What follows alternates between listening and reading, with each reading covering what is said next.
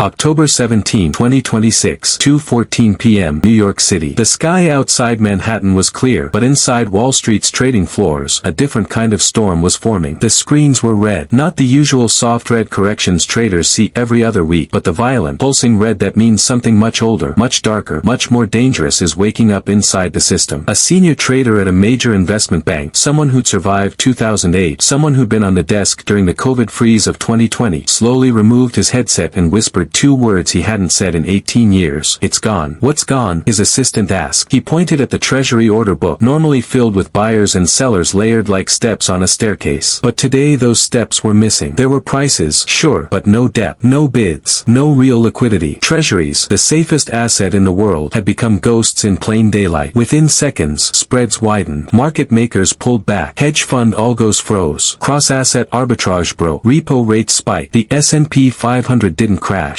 It simply stopped functioning, like someone had unplugged the entire market. Across the river, in Washington, D.C., Federal Reserve staff stared at live dashboards, watching the plumbing of the global financial system seize the way an engine locks when oil runs dry. This wasn't a recession. This wasn't slow-moving unemployment. This wasn't consumer sentiment dropping. This was the thing every central banker fears more than war, more than inflation, more than default. This was the collapse of liquidity, the moment when the financial bloodstream runs out of blood. And when liquidity vanishes, everything dies with it. Mortgages, credit markets, corporate lending, ETFs, money market funds, interbank transfers, global dollar flows. The entire system suffocates. And here's the part nobody outside elite circles understands. Wall Street fears this scenario far more than a recession because liquidity crises don't destroy some part of the economy. They destroy the entire mechanism that the economy runs on. And the terrifying truth is this: Wall Street has already seen the early tremors, and the Federal Reserve cannot stop what's coming. Today, we go inside the hidden architecture behind a liquidity crash, why it's unavoidable, why recession isn't the real danger, and why the timeline for the convergence is shorter than anyone in government will admit publicly. The hidden problem, the thing no one is talking about. Here's the truth Wall Street refuses to say out loud: liquidity is breaking everywhere at once. You can feel it in Treasury depth thinning, repo market volatility, dealer balance sheet stress, foreign reserve selling, corporate bond spreads widening, ETFs trading below NAV, money market funds hoarding overnight cash. But the public doesn't see it because politicians talk about unemployment, GDP, CPI, and growth. Those are recession indicators. But 2026 isn't a recession problem. It's a liquidity problem. And Washington can hide a recession. The Fed can delay a recession. Stimulus checks can soften a recession. But nothing, not the president, not Congress, not the Fed, can stop a liquidity collapse once it begins. Because liquidity isn't money. Liquidity is confidence. Once confidence breaks, liquidity evaporates instantly, and no central bank has ever successfully restored confidence without triggering inflation, panic, or currency devaluation. That's why Powell, Treasury officials, and Wall Street insiders are quietly panicking behind the scenes. Let me show you what's really happening underneath the surface, the problem the public hasn't noticed yet, but insiders are preparing for every single day. To understand why Wall Street is terrified, you need to understand something most Americans never hear about. Recessions kill the economy slowly. Liquidity crises kill the economy instantly. A recession is like a fever, uncomfortable, painful, exhausting, but manageable. A liquidity crisis is like cardiac arrest. No warning, no time, no recovery window. And right now, every artery in the US financial system is narrowing. Let's break down the core of the problem in plain English, but with the same clarity insiders use behind closed doors. Foreign selling is the trigger. The US Treasury market is the spine of the global financial system. If it bends, the world leans. If it breaks, the world collapses. Here's the reality. Foreign central banks stopped being net buyers of treasuries over a decade ago. They're no longer absorbing America's debt. China is reducing exposure. Japan is defending its own currency. Saudi Arabia is pivoting to BRICS payment systems. Europe needs capital at home. Developing countries are diversifying out of dollars. Instead of buying, they're rolling over old debt, at best. And sometimes, they're quietly selling billions. This matters because the US issues over $2 trillion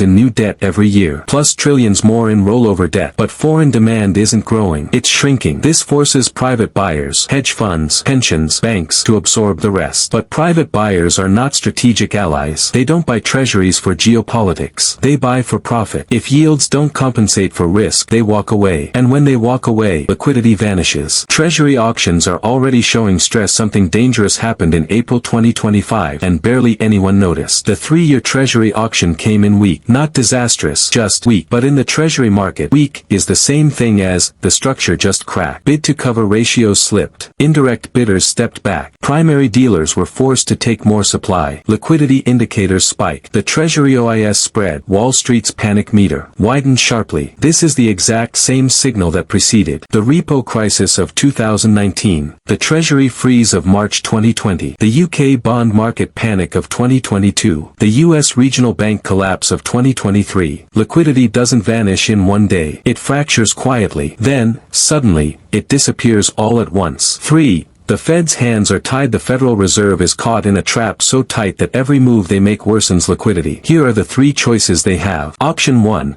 Raise rates kills inflation but triggers foreign treasury dumping because hedging costs explode. Rising yields, falling bond prices, liquidity dies. Option 2.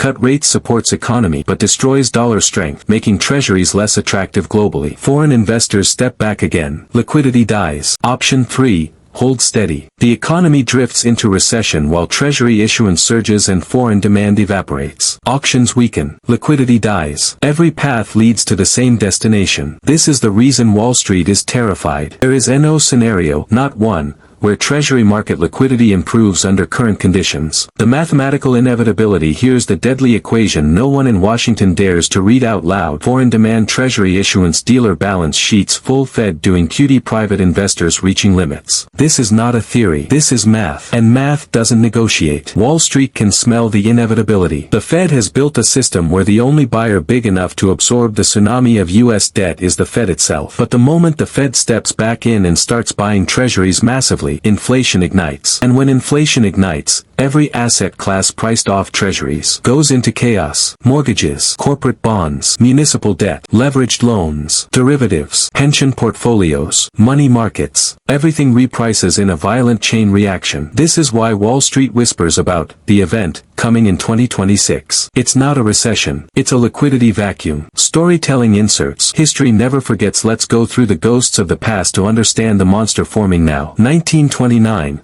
The first liquidity shock. A businessman withdraws his life savings. Banks fail. Markets freeze. Why? Because liquidity disappeared. Cash vanished. Confidence died. The parallel today. People think they can withdraw, but digital systems will freeze long before withdrawals complete. 1970s. The inflation spiral. The US lost global trust. Foreign countries dumped dollars. Gold skyrocketed. The parallel today. Foreign governments no longer trust US debt. 2008. The repo collapse. Banks didn't fail first. Repo liquidity failed first. And banks were dragged down with it. The parallel today. Repo volatility is rising again. 2020. The market stopped. Treasury markets froze for days until the Fed printed trillions. The parallel today. The Fed cannot print without reigniting inflation. 2026. The future projection. Every path leads to the same point. A liquidity event the Fed cannot contain without detonation level inflation. A recession unfolds slowly. A liquidity crash unfolds instantly. And the reason Wall Street fears liquidity collapse more than a recession is because of one terrifying truth. A recession affects the economy. A liquidity crisis destroys the financial system. Asterisk asterisk. Let me show you the four-step chain reaction,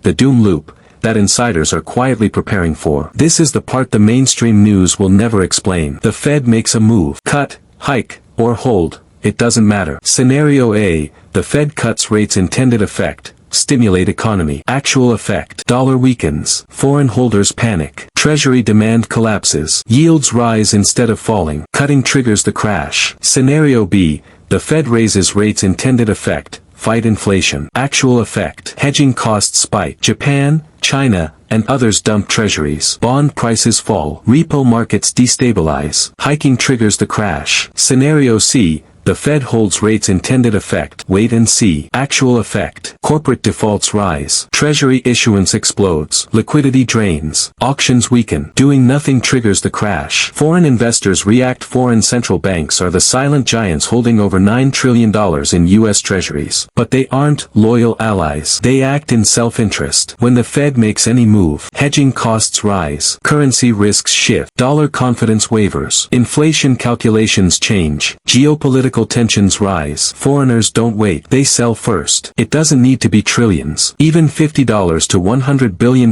in selling can destabilize the entire Treasury curve. We saw this in China selling $54 billion in one quarter. Japan offloading to protect the yen. Saudi Arabia shifting reserves to BRICS systems. When foreign selling begins, liquidity thins immediately. Markets destabilize. Once Treasury liquidity fractures, every other market suffers an instant heart attack. Why? Because almost every asset in modern finance is priced off treasuries. So when Treasury liquidity breaks, mortgage rates spike, corporate debt spreads blow out, municipal bonds sell off, ETFs disconnect from NAV, repo markets freeze, derivatives become unhedgeable, money market funds hoard cash, banks stop lending. This is why the system breaks so fast. You don't need a stock crash first. Stocks crash because liquidity disappears. Inflation or recession traps the system. This is the moment the Federal Reserve's nightmare becomes reality. If they print money, inflation detonates. If they don't print, the system collapses. This is the no-win trilemma insiders whisper about. Support treasuries. Inflation explodes. Fight inflation. Bond market implodes. Do nothing. Recession kills liquidity. Every path leads to catastrophe. This is why Wall Street fears liquidity collapse more than any recession. Recessions can be rescued. Liquidity crises cannot. Why liquidity fails faster than prices. Here's the part almost nobody understands. Markets don't crash because buyers disappear. Markets crash because sellers cannot sell. A liquidity crash means you have assets, you have value, you have collateral, you have margin, but you have no ability to convert anything into cash. Because when liquidity breaks, there are no bids, no buyers, no debt, no market, just empty screens and widening spreads that signal the death of the system. The hidden signals Wall Street watches, not the public. The public watches CPI, jobs reports, stock indexes, GDP, consumer confidence. Wall Street watches something very different. 1. Treasury depth, level 2 order books.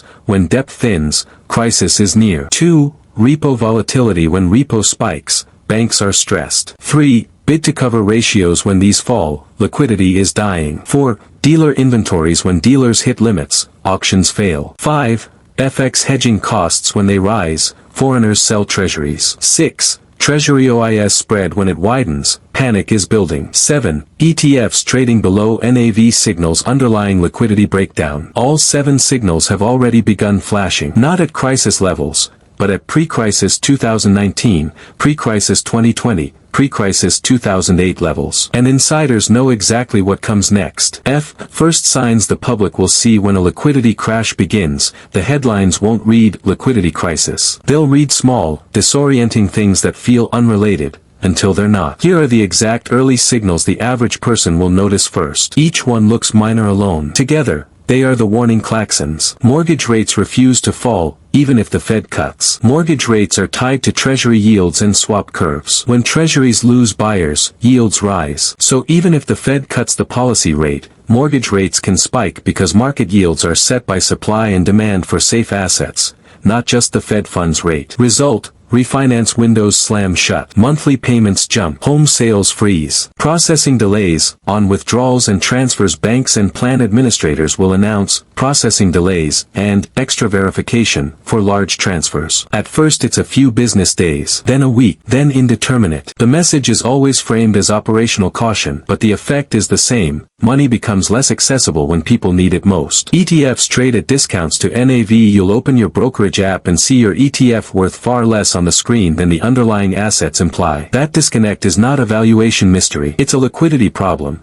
There aren't enough buyers to take the other side of redemptions. Price discovery breaks. 4. Money market funds, gate or raise fees. Funds that promise cash-like safety will start to charge fees or limit redemptions to prevent runs. The language is technical: liquidity management, temporary gates. The practical result: your cash-like bucket is no longer instant cash. Corporate payroll warnings and small business strain. Large corporations will delay share buybacks and freeze hiring. Small businesses will face credit lines that are suddenly tighter. Payroll warnings pop up like weather alerts. Businesses say, "We're managing cash." Employees feel the fear. 6. Local bank limits and suspicious activity flags. Customers trying to withdraw or wire large sums will face holds and suspicious activity reviews. Daily ATM limits and bank discretion mean that even sizable balances can't be converted to physical cash quickly. None of these are dramatic on their own, but when they arrive simultaneously, people feel trapped. and that's the point of the trap. How savings get trapped. Exact mechanics. We need to be concrete. The way ordinary balances become inaccessible is not mystery or malice. It's built into modern institutions. Here are the mechanisms, step by step. Retirement accounts, 401k/IRAs. Penalties and taxes. Withdrawals before statutory ages often trigger federal and state taxes plus early withdrawal penalties. Processing time. Most administrators require 7 to 10 business days to fulfill large distribution requests, during stress, that can legally extend. Plan suspension. Administrators can invoke clauses to suspend distributions for valuation uncertainty. That means, legally, they can stop sending money while assets are revalued. Public signal. Withdrawals may be delayed due to market volatility. Reality. Money sits in accounts while markets fall. Bank withdrawals and wire transfers. Currency transaction reports, CTRs. Banks must report large cash withdrawals. Banks often flag unusual activity. Suspicious activity reviews. Banks may delay or withhold large cash or wire transfers pending review. ATM limits and cash availability. Even with high balances, local ATM cash supply is limited. Big withdrawals require branch arrangements and advance notice. Public signal. We are conducting routine reviews. Reality. Physical cash access is throttled. Mutual funds and ETFs. Redemption gates. Mutual funds can suspend redemptions under stress. Some ETFs can trade at large discounts when authorized participants, APs, stop functioning. Authorized participant breakdown. If APs won't create or redeem shares, ETFs can't arbitrage back to NAV, price diverges from underlying value. Public signal. Fund liquidity management procedures in effect. Reality. You can't sell without taking a haircut, or at all, for a while. Money market funds and sweep accounts. Breaking the buck risks. If asset values decline, funds can impose fees, gates, or even break the buck where $1 becomes 90 cents on paper. Institutional runs. Large institutional redemptions can force funds to sell illiquid holdings at a loss. Retail holders face withdrawal limits. Public signal. Temporary suspension of redemptions may be necessary. Reality. Cash you thought was safe is functionally frozen. Bonds, CDs,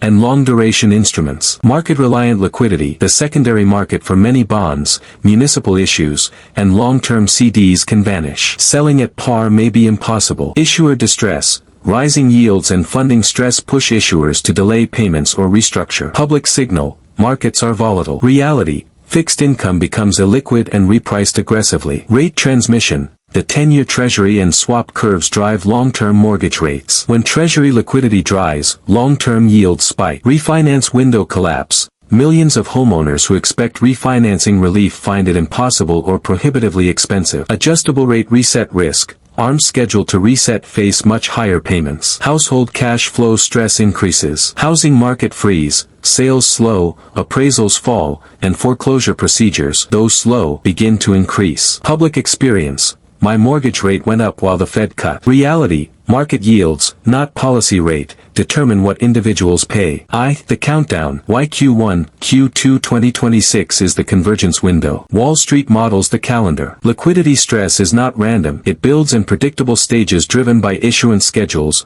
policy settings, and global dynamics. The math we've followed across prior parts points to a convergence window where multiple pressures align, in the first half of 2026. Here's the precise logic. 1. Treasury issuance schedule. Ongoing annual deficits near $2 trillion mean consistent heavy issuance each quarter. Spring issuance cycles are especially heavy as bills, notes, and coupon resets stack. 2. Fed QT and policy lags. If quantitative tightening continues on autopilot into early 2026, that's hundreds of billions of liquidity drained in calendar year terms. QT and issuance together create a net liquidity withdrawal. 3. Seasonal and operational liquidity constraints. Corporate tax payments, settlement cycles, and margin calls have seasonal peaks in Q1, Q2, naturally increasing stress. 4. Foreign demand patterns. Central banks often rebalance reserves in annual cycles. If geopolitical tensions or diversification pushes accelerate in early 2026, rolling windows will coincide with heavy issuance. 5. Dealer balance sheet limits. Primary dealers absorb stopgap supply only so long before balance sheet regulatory constraints force them to pull back. Those constraints have been tightening logically and legally. When these 5 flows collide, auctions underperform, bid-to-cover ratios drop, and market making becomes uneconomic. That is when liquidity gaps widen from technical signals to public pain. What happens when auctions fail? exact sequences. An underbid or weak auction sets off a predictable chain. Watch the sequence carefully. It's the exact cascade insiders fear. 1. Weak auction/low bid to cover primary dealers hold more inventory. 2. Dealer inventory limits hit dealers widen spreads and require more compensation to hold treasuries. 3. Repo spreads jump overnight funding becomes more costly short-term funding dries up. 4. Money market funds and MMFs reduce lending corporate finance tightens, commercial paper markets freeze. 5. ETFs and mutual funds face redemptions funds sell what is liquid first, amplifying price moves. 6. Margin calls and forced selling algorithms begin selling across asset classes. 7. FX and cross-border liquidity breaks dollar funding stress amplifies domestic issues. 8. Banks constrain lending credit supply tightens, real economy stalls. 9. Public sees delays, limits, and freezes panic increases,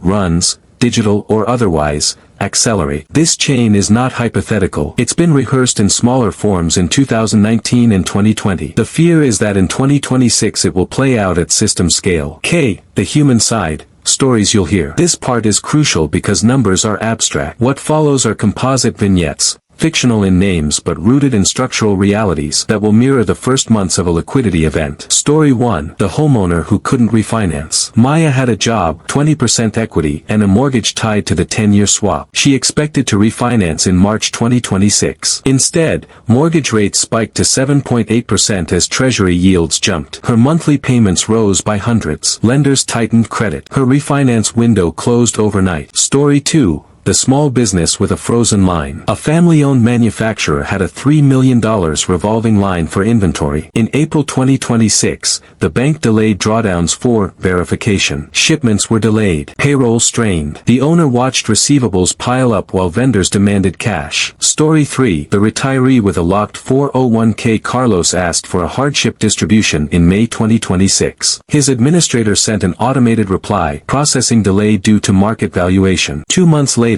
when the withdrawal finally processed, the account value had dropped 40% and penalties consumed a large portion. Story 4. The ETF holder who couldn't exit. An investor logged into his account to sell an ETF tracking corporate credit. The market price was 30% below NAV because APs had stopped arbitraging. He could sell, but only at a massive loss. These stories are small-scale mirrors of macro mechanics. Multiply them by millions, and you begin to see why liquidity crises are social crises. The inevitable outcome, why the system cannot escape the math. We've traced every piece of the puzzle. Foreign selling, Treasury auction stress, repo instability, market depth erosion, ETF dislocations, bank withdrawal limits, money market gates, mortgage shockwaves, dealer balance sheet saturation, Fed policy traps. But now we reach the heart of the crisis, the part Wall Street discusses in private meetings, not on television. The system is trapped between three forces it cannot control simultaneously. Inflation. If the Fed prints money to restore liquidity, inflation reignites. This destroys real yields, weakens the dollar, and accelerates foreign selling. Interest rates. If the Fed raises rates to fight inflation, bond prices collapse. Treasuries lose buyers. Liquidity disappears. Funding costs explode. Debt spiral. If the Fed holds steady while Treasury issuance surges, the supply of new debt overwhelms the system. Auctions weaken, dealers choke, and markets snap. You can fix one of these. You can manage two for a short time, but you cannot fix all three at once. ***. No central bank in history has ever solved a trilemma. They simply pick the least painful path and delay collapse. But delay is not prevention. Delay only concentrates the risk. This is why Wall Street intellectuals whisper about the moment, not if. When. They know the math is mechanical. They know the flows are predictable. They know liquidity is the first thing to die and the last thing to recover. And now we tie everything together. The true reason Wall Street fears liquidity collapse. A recession is cyclical. A liquidity crisis is structural. A recession affects jobs, wages, spending, GDP. A liquidity crisis affects the Treasury market, the banking system, funding markets, money markets, derivatives, corporate credit, mortgages, international dollar flows, the global reserve structure, the ability of the U.S. government to finance itself. A recession is painful. A liquidity crisis is existential. This is why insiders use phrases the public never hears. We're running out of buyers. This market is thinning. Depth is gone. Dealers are full. Foreigners aren't rolling. We're one bad auction away. Repo is stressed. Funding is fragile. Within these lines are silent screams. People who understand the plumbing of the global monetary order are warning each other. The system is too large, too leveraged, and too fragile to handle a liquidity vacuum. That is the fear, not recession, not slowdown, the vacuum. Because once liquidity disappears, it doesn't come back on demand. Not with rate cuts, not with printing, not with speeches, not with guarantees, not with optimism. Liquidity returns only when confidence returns. And confidence is the one thing you can't legislate, print, or mandate. Confidence evaporates in seconds, and returns in years. Cinematic final warning. The window is closing. Let's return to where we began. Imagine it's early 2026. The air in New York is cold. The screens across trading floors glow with fractured order books. Treasury auctions are thin. Repo is jumping in midnight trading. Dealers are pushing back. Foreign flows are drifting away. Money markets are tightening. Mortgage rates refuse to fall. ETFs are starting to slip below NAV. Bank withdrawal limits are temporarily implemented. 401k withdrawals are under review. Transfers are processing. And the word liquidity starts appearing in news articles the way subprime did in 2007, quietly at first, then loudly, then desperately. The Federal Reserve holds an emergency meeting. They announce measures to ensure market stability. But investors don't believe them. They've seen this movie. They know every policy leads to inflation, fragility, or debt shock. Confidence wavers. Liquidity thins. Bid-ask spreads widen. Markets slow. Then, a Treasury auction comes in weak. Not catastrophic. Just weak. But weak is enough. Weak is all it takes. Within hours, algorithmic traders withdraw. Dealers raise haircuts. Repo spikes. ETFs break NAV. Bonds fall. Stocks fall. Funding tightens. Withdrawals slow. Money markets gate. Liquidity fractures. And suddenly the entire U.S. financial system, the most powerful in the world, is sitting on the edge of a void. Not because earnings fell. Not because jobs declined. Not because consumers pulled back. But because the bloodstream of finance ran out of blood. And in those moments, in the quiet before the headlines, before the politicians, before the press conferences, before the explanations, there is a window, small, shrinking, and unforgiving, where those who understand the pattern know what history is signaling. The pattern of 1929, the pattern of 1979, the pattern of 2008, the pattern of 2020, the pattern that always repeats before the reset. A pattern made of math, of cycles, of liquidity flows, of confidence evaporating, of systems stretched beyond their limits. History doesn't warn twice. It whispers once, then it acts. And today, as the Treasury market leans toward its breaking point, as foreign demand fades, as issuance explodes, as the Fed runs out of moves, as liquidity fractures beneath the surface, the whisper is getting louder. The window is closing. The convergence is coming. And when liquidity dies, everything dies with it. Not because the economy fails, but because the system fails. This is why Wall Street isn't afraid of a recession. They're afraid of something far worse, a liquidity crash, the quiet, invisible moment when the financial world stops breathing.